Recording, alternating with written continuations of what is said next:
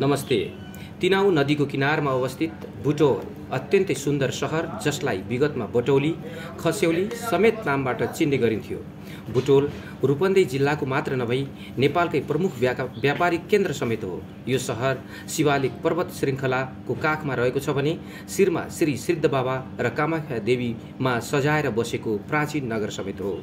उद्योग, शिक्षा, स्वास्थ्य, यातायातका दृष्टिले धनी यो सहर आधुनिक विकास र विस्तारले धपक्कै छोएको छ। ऐतिहासिक धरोहरको रूपमा रहेको जितगढी किल्ला यहीँ रहेको छ भने मनमोहक फुलबारी, Rama pithecus park, hill park जस्ता पर्यटकलाई आकर्षक गर्ने स्थानहरू समेत यहीँ रहेका छन्। उद्योग र पर्यटनको प्रचुर सम्भावना बोकेको यो सहर शिक्षा र स्वास्थ्यका लागि बेटर हब बन्दै गएको छ।